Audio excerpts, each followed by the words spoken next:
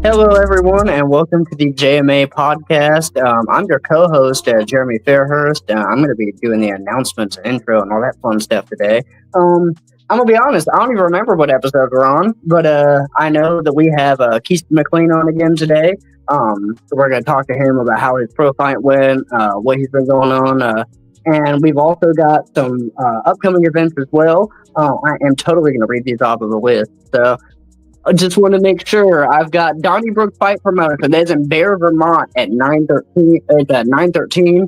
We got Agogi Fight League in Cookeville, Tennessee at 9:20. We get Elite Fighting Promotions in Saratoga, New York at 9:20. And we also have Submission Battleground BJJ in Queens, New York at 9:20. So that is going to be a busy day. We've also got Future of Fighting in Louisville, Kentucky, 9:26. We're super excited for that one. I think that me and John are going to be there personally going and watching that. We've got Rival FD coming up sometime in November. We're looking at mid-November, it seems, but there's not an official date for that yet. And then you have the Art of Combat in Hartford, Connecticut, 10/10. So, yeah, guys, without further ado, I'm going to go ahead and introduce our actual host, John Murray. That was amazing, Jeremy. Oh, boyo. Just for the record of people, I like throwing this poor guy into random situations where, like, the last minute I'll tell him he's doing trivia, or last minute he's doing the opening. So give him some props in the comments down below. He did forget to mention, though, we do have some available discounts for VIP members at the JMA store. You guys can get supplements there if you live in the US. We also have hoodies, hats, and shoes, as well as I think some pig blankets for hiking. You get so many wild things on that store. Honestly, I get on there and get surprised. You should go on there and look and like buy some of our stuff because it's cool and we're cool. And it helps us to continue doing these really cool podcasts that we do every Wednesday. So, yeah. Absolutely. All right, guys. Without further ado, let's welcome our guest. I almost called him the host. Jeez, passing up the torch already. We're going to welcome our guest to the stage, the Melanin Shinobi, Kestin McClain. My man. What's up, guys? What's up, man? Now, last time we spoke, you were getting ready for your first pro fight. You were doing your debut. You were wearing your shorts with our logo on it. How did that go for you? Let's just say we flashed the guy. Yeah, it went phenomenal. It went phenomenal. Thank you guys so much for sponsoring me that camp, though, because that was very helpful, and it did a lot for me, you know. Yeah, man, no problem. We honestly don't do that a lot. Jeremy had a lot of good words for you, so I mean, when he said he wanted to throw down on it, I was like, if that's what if you think this is really the thing to do, let's go for it. And it paid off, man. You really showed up that day. That was a first round knockout, wasn't it? Yes, sir. Yes, sir. That was crazy, dude. That was crazy. I've never actually knocked the guy out like that before. So that was nuts. Yeah, he's all right though. He's all right though. He's a good dude, man. He's a good dude. Good sport. Yeah, it seemed like you weren't the hometown hero that day. I noticed that even on your after mic speech, you were telling him not to boo you next time. Did you expect that reaction? Did you expect to be going in and just kind of be the outsider that was taking out the favorite?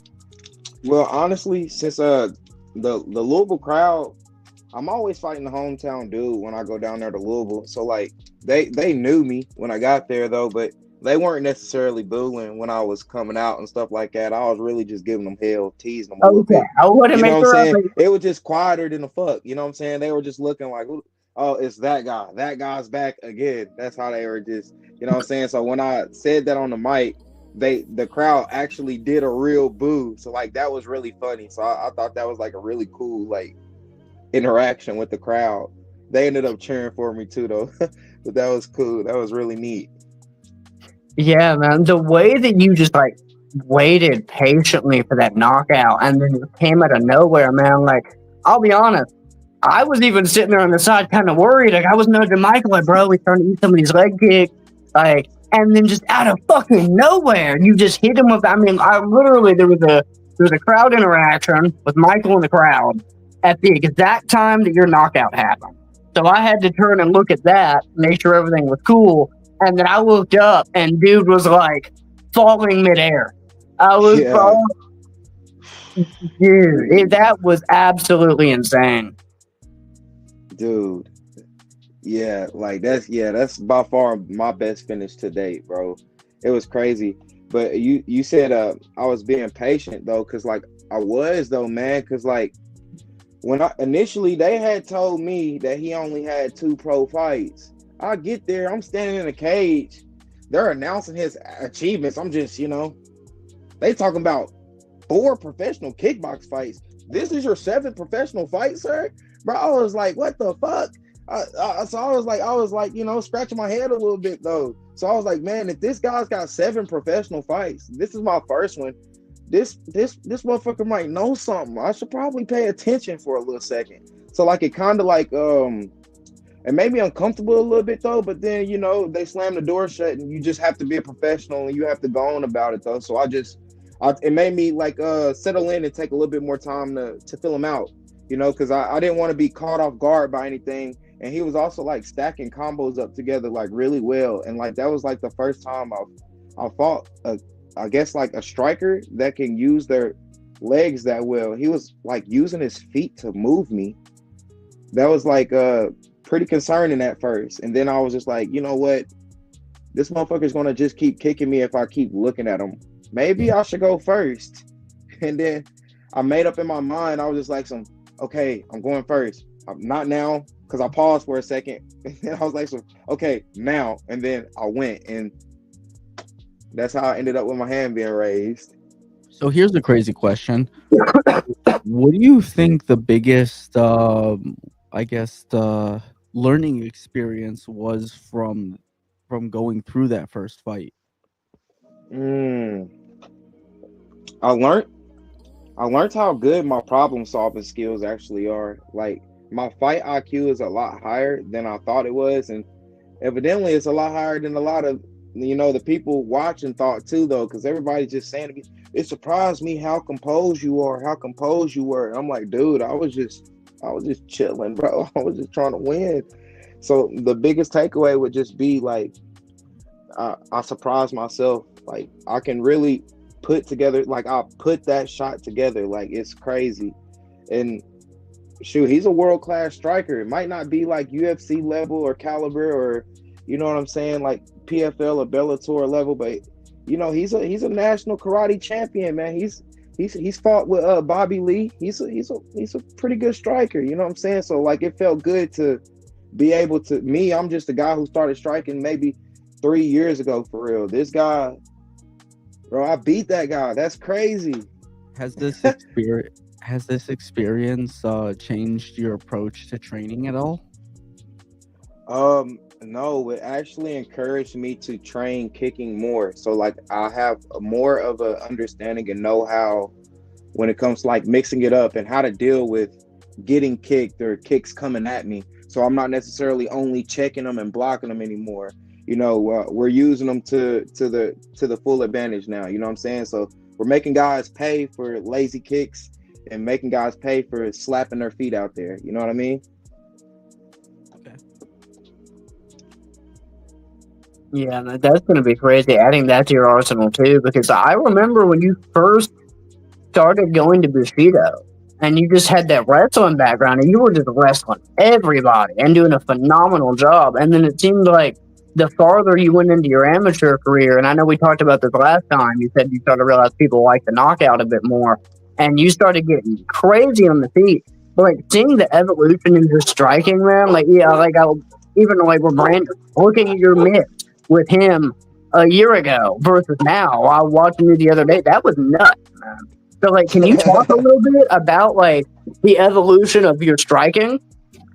Yeah, bro. I never really get to answer this question because it never really gets asked very much. I thank you for asking me that, though. But, yeah, bro, I have the wrestling background and whatnot. But what had happened was I had went to – see, I don't want to sound, like, fucked up, though, because, like, Caleb was my buddy. You know what I'm saying? I'm not taking anything away from him. Like, that's my guy. We talk all the time. But I don't feel like bro won the fight, but he won the fight. I don't think he won the fight. And I feel like I lost the fight from just wrestling. I wasn't being active enough, I guess you could say, even though I was on top the whole time. But, I lost that fight because I wasn't using my hands. I wasn't, you know what I'm saying? I wasn't fighting very well. You know what I'm saying? I was just trying to win a wrestling match. So ever since I lost that fight, I just said to myself, like, I'm never going out there into another fight and I'm not letting my hands go, or I'm not going to put feet on them. That's why, like I was telling my buddy yesterday when we was at the gym and he was watching me train, I was like, man, I done been in hella fights, though. I've lost some wrestling matches, but I ain't never lost no fucking fight. Anytime a guy's came out there to throw hands with me or exchange with me, he's lost. I'm talking about 100% rate right there. I've never lost a fight when a guy came to throw them hands with me. Only when they came for a wrestling match. So we just gonna keep on developing our striking, and we're gonna keep on turning grown men's lights out. That's it. Yeah, no, dude, I mean, it's crazy seeing the difference there. And it's interesting because I remember that fight. I remember watching you guys fight. That was on Hub City, right? Yes, sir. What was that, like 3 years ago? Yeah, man, that was a while ago, but that was one of the few fights that I was 100% able to tune in for, and I remember that because most of that was just him on his back, but he just had a lot of really crafty, very weird jiu-jitsu, if I remember correctly. Yeah, bro. It was very different to watch, man. Like, it was very different.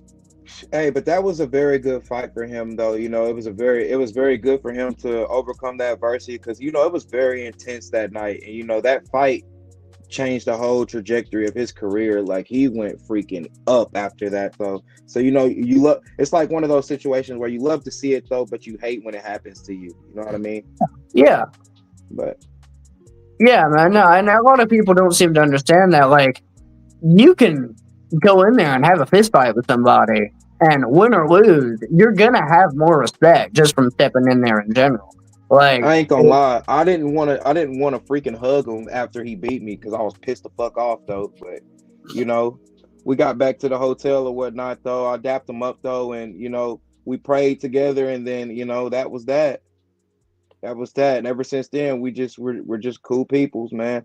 I'm actually supposed to be going out there to St. Louis to go get some work in and train with him. Okay. What is that experience kind of like, going from fighting someone to like almost being friends with them? Like, how is that transition? Because, like, I guess to a lot of people like watching, you guys are like mortal enemies.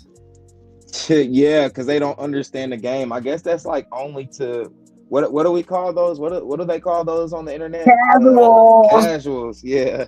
Ah, get them. Call them out. Like, everybody knows, like, it's not that deep. We don't hate each other. We're just two guys trying to do our jobs. I mean, I don't hate you. There's a couple guys out here in this fight business I hate, but they get their day. They better stay out my way, though. Because if they run into my way, I'll tell you what, Bubba, they're not going to the UFC. Watch out. Watch out. We got the next Muhammad Ali on our hands. Oh, did he just like Did he just like WWE us? I Did he didn't. just like threaten every villain he's got and then just leave? I don't know. I don't know what happened. I don't know. Oh, no. Yeah, I'm Hey, trying to thanks. sell it, No, Dalton. my okay? Wi-Fi shut off. My Nah, bro, Wi-Fi we were shut trying to off. sell it. I said you were having like a WWE moment. You talked that shit and put the mic down. Hold on, let me tell this guy to wait because I'm busy. No. I got All right, good deal, guys. So, what were you guys up to today, man? Y'all asking me all the questions. I'm going to ask you one. I don't want to get into my work drama. Oh, Fuck, I yeah? had the same thing, John. I was going to rely on you. So I didn't get into my work drama. You know what? It don't matter. We worked our 9 to 5s, and now we doing that real shit, okay? We doing the stuff we enjoy doing, okay? We behind the mic. Hey, bro, look. Anytime. And, like, I can't express enough, man. Like, I can go anywhere and work any little bullshit job. But, like, realizing that I'm going to clock out and have this opportunity now, that I'm going to be able to sit down with somebody like you, I'm going to be able to sit down with some of the guys we've been able to talk to, like, that there's an actual, like, goal to work towards, that there's something else that's actually, like, meaningful related to my enjoyment and not, I'm trying to pay my day-to-day bills. For now, y'all wait till we start making the big bucks. Y'all get to see a lot more of me all the time. You know what's funny, Jeremy, is before this podcast, I was like thinking to myself, I'm grabbing my laptop and I'm grabbing my chair and I'm bringing it down and shit to do the setup. And I'm thinking to myself, like, why the fuck do I do this every Wednesday? I was like, damn, I actually do enjoy this a bit. Like, when I first got into the podcasting, I was like, I don't want to do that. I enjoy talking to you folks and getting to know you. Like, Kestin, like, honestly, yes, man, like, it's been good having you on here. I think that, so this is your second episode, obviously. Like, heck yeah. This is know, my third podcast, I think. Maybe it's my fourth or fifth. Something like that, though. But I don't really get to do these very often. So every time I get the chance to do them, I enjoy them very much. No, these are great experiences. I mean, we've gotten to talk to some great people. I'm just thinking back. See, if I wish I knew Kyle was going to be here today, man. Because if I would have knew he was going to be here, bro, I would have had special guests on the show, like snuck up on. Like, that would have been really freaking neat to introduce you guys and stuff like that, though. But shoot, we made it in a little bit late. And shoot, maybe next time. Because, you know, I'm gonna be back on here again too, like for sure after my fight. He's making his professional boxing debut on I believe it's October 15th in Louisville, Kentucky. Hell of a boxer, man. You know, he's the first boxer out of Kentucky to win a national title since Muhammad Ali. You know, and he did it 3 times. Jeremy, is this the guy you were telling me about? You're talking about Brandon, right? Huh? You're talking your coach, Brandon, right? No, Kyle. Yeah. Who? Okay, wait, Kyle Wall. What's his last name? Walden. Okay, yeah, that's what I thought. Like, the name sounds familiar. I'm terrible with names. Did you guys compete against one another at one point, or who? No, it's actually crazy. What happened was, you know, we all went to McCracken together. You know, he was just a football player, you know, and I was a wrestler. He played baseball and stuff too, though. But like in 2021, he had moved back to Paducah from college playing football. And, you know, I seen him at the pack training out there with Champ.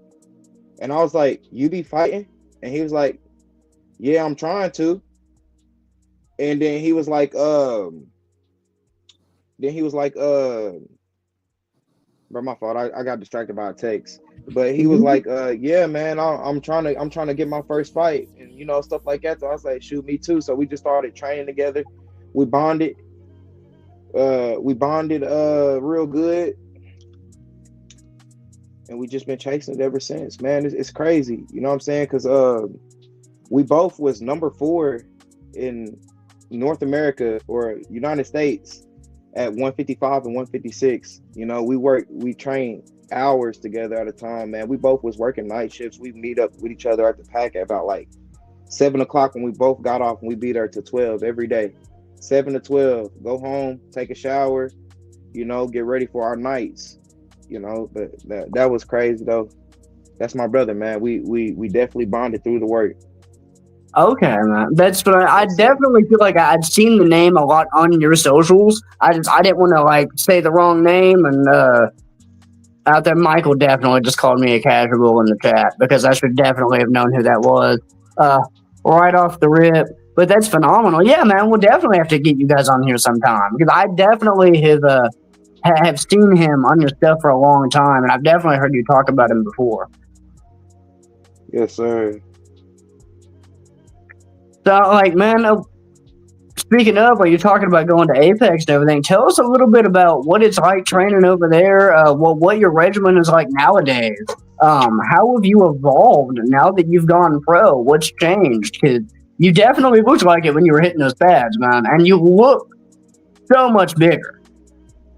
Dude, if I'm being honest with you, nothing's really changed since going pro because, like, I've always worked this hard. I guess I just have like more understanding on how to work and how to focus my training. You know what I mean? So I feel like that plays a big part too. And like going to these different places and meeting all these different people, like it, getting to pick their brains and learning what they do and how they do things. It allows me to implement that into my game myself and use it. But yeah, bro, every day I'm trying to get leaner, meaner, take out every seam in the game, you know what I'm saying? And fight with the best. I know last time we probably asked you this, but like, do you have any opponents that you're currently eyeing that you want to fight? Honestly, no, because the reason I don't is just because my amateur career, I spent so much time just like fight after fight after fight after fight after fight. I was always in camp, and I wasn't necessarily like growing myself. So anytime I don't have a name and I'm not focusing on a fight per se, I just hone my own skills. You get what I'm saying? I get to sharpen my own tools, add things to my arsenal, and grow myself instead of just trying to find a way to nullify that guy's game and maximize mine. You know what I'm saying? So I'm just looking at Nick Walls right now. I'm just trying to solve that problem, you know what I'm saying, and then look for what's next. I'd like to get in this fight, do well, finish well, and potentially get one more and end the year at 3-0. So next year we're looking really nice. You know what I'm saying? Yes, sir. And that's phenomenal, man. And you've talked a bit, and I've noticed this seems to be a big evolution in your game. I know you're not going to go too much into the details and everything of what you're cooking over there, but I know you seem to be traveling a lot more. And yeah, you started to mention some big names. You're going out and starting to touch hands. Like, do you think that really influenced you to leave a small town like this and actually go out to those bigger cities? Because that's a theme I've tried to express to a lot of the guys around us, is explore those surroundings and see what's out there. Yeah, bro. Dude, you tripped me up, brother. Bro, I'm a fighter. I get punched in the head. You gotta shorten the question, bro. Okay, I'm sorry. I do get going on. Okay, what is it like going out there training at those other gyms outside of the city, like traveling to those bigger places? Dude, it's insane. The bodies, the reps. Just getting those rounds with just so many different people. It's like experience. It's like I get to get so many different mini fights that don't count. Just add that to my underneath my belt. You know what I'm saying? So that's really nice. I like how fresh it is. Every time I go to a new place to train, no place trains the same. So like, shoot, what might be hard to me ain't hard to them, and what might be hard to them ain't hard to me. And like, shoot, if I like it and it challenges me, shoot, I'll write it down in this big old thing right here, this notebook James David Gray got me on. You got to write things down to keep up with stuff to make sure that you're you know what I'm saying, growing, you know what I'm saying? But like, yeah, I'll write it down in this book and I'll add it to how to train, and I'll keep training that way, and I'll keep doing it so that way, no matter where I go, I'm still growing as much as possible. You feel me? I don't do like a training little notebook, but I do something similar with achievements. I have a little. What you ever seen? Obviously everyone watches the Joe Rogan podcast. They had some guy on there who used to note down all of his achievements, and it was one of those things that like I was like, you know what? That's a great idea. Note down every little achievement you make along the way to kind of track your own progress and like kind of like boost yourself along, so that way if you ever feel like, oh, I haven't done that much, you can kind of look back on your own achievements and be like, oh wow, you know, this is how far I've grown. And that's something that I use to kind of motivate me forward. Not really training, but kind of a similar thing that to go with the notebook. Yeah. I can see that, man. I can see like motivation's important. Like if you don't feel inspired in some way, but at the same time, I think that is a big difference. I've really started to notice with a lot of these guys who are really excelling is you don't necessarily have to be motivated. You just have to have that grit and just have that dog in you to just be like, yeah, you know, like things are shitty and I'm not doing well and I haven't done well in a while, but things aren't going to get better until I make them that way. You know, there was something that when I was down in Texas and I got to touch hands with those guys, they always said forward intent.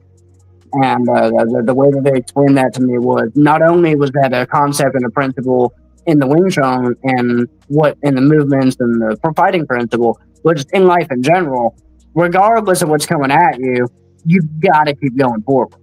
So I think that's really important, you know, and having these milestones, though, I'm sure it helps when you're going out here and knocking out world class kickboxers and getting pro fights in, man. So that's phenomenal. I mean, seeing what you got going on now. I know you said you've got another fight coming up, and then you want to go 3-0 by the end of the year. That's the goal. That would be like ideal. That's what I want to happen. You know what? We're gonna speak it to existence. That's what's going to happen. I'm going to be 3-0 at the end of this year, and then next year we're gonna get us about 2 more fights. I'm gonna take me one at the beginning of the year, and I'm gonna take me one at the end of the year, and then the year after that, we're gonna probably do like a fight or two, and then we're gonna be on the precipice of getting into the UFC. You know? Yes, sir. No, you're definitely there, man. I mean, like going in with an undefeated record like that, I could definitely see you on the Contender Series or something like that. Super quick in. Okay, so if we're gonna go that route, well, we'll just brainstorm there for a second. You see yourself in the UFC. Who's the first guy that you're looking at and going, okay, hold up. Who's first on your list? Do you see anybody up and coming that you're thinking, man, like in a couple years, I might be fighting that guy?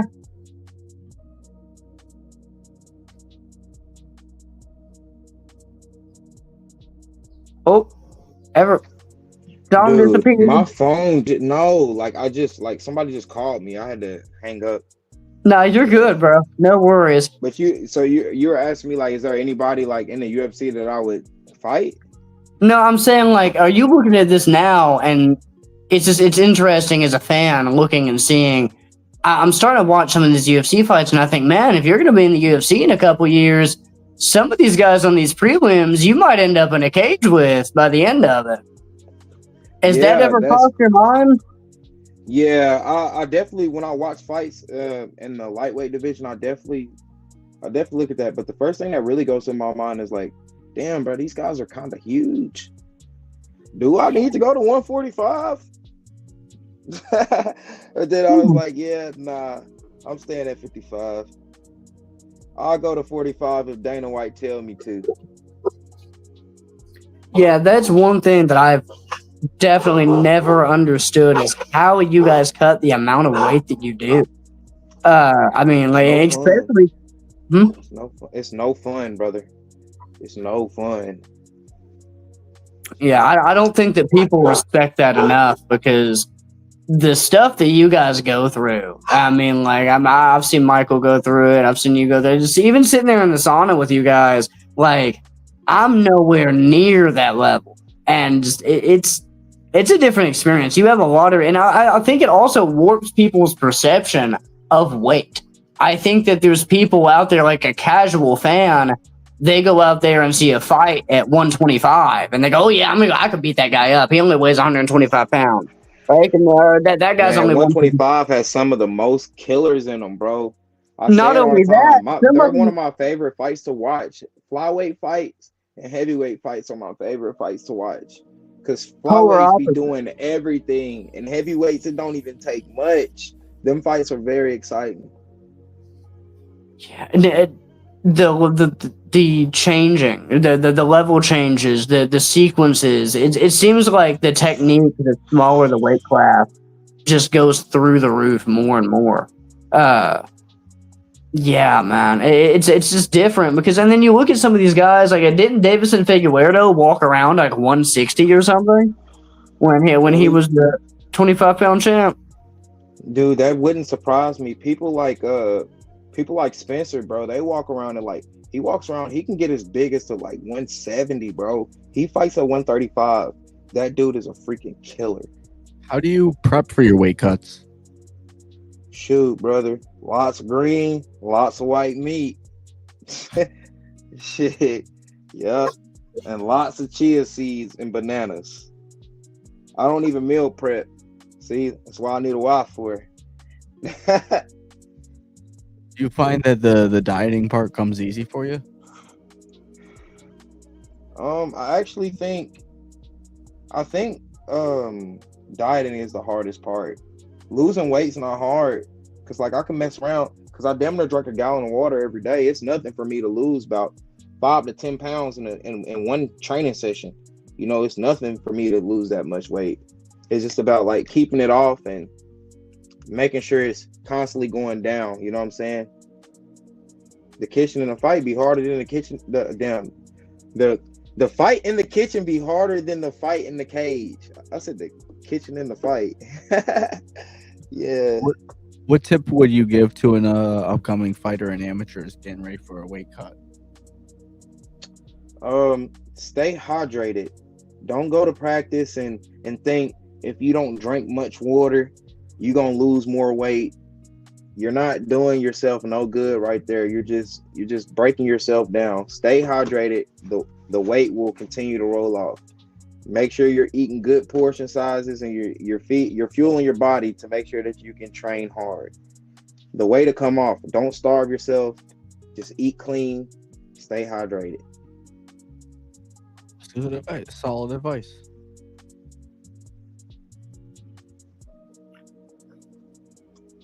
It's crazy to think that we're sitting in that position now where you're a pro giving the advice to the next generation already. It seems like it wasn't that long ago. Everybody was just in Bushido's Bushido when they were in the vape shop basement, or dancing around out in Mayfield. Like, time flies, man. That's for sure. John, do we have any trivia for this time? Yeah, you want to run it? Let's go. I'm thinking about it. Let's give Kestin a second. I think he's responding. Yep. But yeah, we'll run some trivia. I'm gonna let you handle it.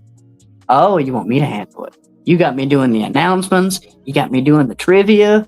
What the? Okay, that's cool. You trying to throw me on the spot? I don't even know what the questions are. That'll be the best part. Trivia for both of you. Unfortunately, I didn't have time to get us ready, so like it's trivia from like recycled from podcasts previous. So like some of the guests who frequently watch may know the answers. Comment the answers down below. Wait, whoa. You're saying we have frequent viewers? We've got people that get on and actually devote part of their Wednesday afternoon to our bullshit? Unfortunately, yes. Heck yeah, brother. Okay. Everybody's freaking calling me, dude. It's like I'm popular as hell right now. I'm popular when I'm busy. That's how it goes. Don't nobody never want me when I ain't up to nothing. Hey, man. I guess that's the perks of success, huh?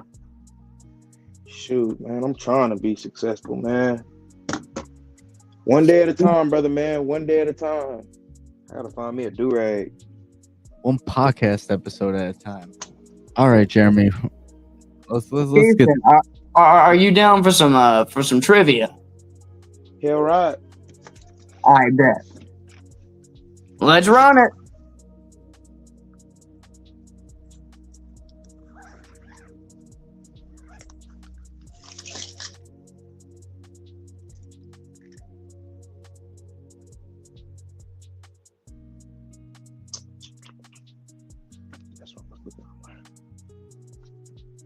Dark screen is a dark screen.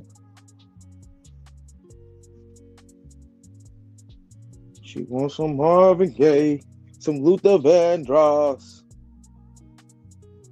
Are we replacing trivia with you? Are you just gonna demonstrate your singing skills for us, bro? Are we just gonna have like a little couple minute segment? You can pick the song. We'll put your ones in. Heck nah, brother. But I do like singing though. I sing when I train. What do you listen to when you train? I listen to anything that sounds good, brother. I love music. I love music. My playlist is so crazy. I have freaking Japanese music on that some bitch. If it sounds good, it sounds good. Can't help it. I don't know what's going on, but our trivia ain't working. Okay, well, you know what? I got one single question. I've got one that I was gonna look up, and we ain't got no thing on the screen. But it has me three potential answers right here. So we'll just call that. This is our trivia for the day. Kestin, who holds the UFC record right now for the most wrestling takedowns in the UFC? Is it George St. Pierre, Gleison Tibau, or Tibau? I said, oh my God, I'm going to get murked in the chat for that. Or Merab Dvalishvili. Is it not St. Pierre's? It's not. I can't tell you until you pick. I mean, I'm going to pick that one. That was my pick. Yeah. Actually, Merab just surpassed his record. Dang, that's crazy. Yeah, I didn't even realize that. But as of August of 2025, Merab holds the record, the UFC record for the most takedowns with 97 in 15 fights, surpassing George St. Pierre's previous record of 90 takedowns. What? Well, apparently he scored 49 takedown attempts against Peter Yan, so that doesn't surprise me. Who did Merab fight last? That he just was it Sean O'Malley? It wasn't O'Malley? No. Well, I think it was. Yeah, he subbed him. So I guess O'Malley's in the history books after all. He's the guy that gave Merab the most takedowns in UFC history. Cool. Jeremy, let's try the trivia one more time. I just added two new clips. Oh, 2 new clips. Oh boy. Okay. All right, Kestin, what was the first company to sponsor the UFC? Was it Planet Fitness, Gold's Gym, or YMCA? Dude, I don't even know. Let's go B. B, Gold's Gym? I don't know either, so let's see. It is Gold's Gym. All right. Yeah, all right. Yeah, they've been around for a while. I don't think I'd ever really heard of them until I moved to Colorado. But I guess that makes sense. All right, which UFC fighter had the most heel hook finishes during their career? Polares, Jones, or Penn? These are hard questions, bro. I don't know. I didn't do this to you. I'm sorry. This wasn't me. Does John even know the answers to these questions? Bro. Yeah, John, you answer the question. Hey. Yeah, it's Polaris. Okay. Bro, I might as well go get me a fucking lottery ticket, dude. John, you're just throwing the most wild shit at this man. These are questions. Yo, people got these in previous episodes. I ain't gonna lie. Yeah, but we you gotta remember the age consistency. Okay, when's this man ever worked out at a Gold's Gym? Okay, he's not 45. I just got him too. So add it to the list, brother. Yeah, I'm a good guesser. I'm a good guesser. You think my ACT score would have been higher with how good I guess, but Wasn't shit. Paul Harris known for his heel hook? I remembered it was that guy just because of a previous episode, but I'd never heard that name before in my life. But sometimes I'm a casual, guys, and I'll admit it. So This is there's what a that. training bag. This is what my training bag looks like. Is that the wrestling bag that you had? Yeah, this is from high school, brother. Oh, you've still old got your John high school. Adams got me Holy, this. Good old John Adams, Coach John Adams got me this one. Yup. bro, This bad that boy right that here is- about 12 years old. No, hell no. Probably about like maybe 11.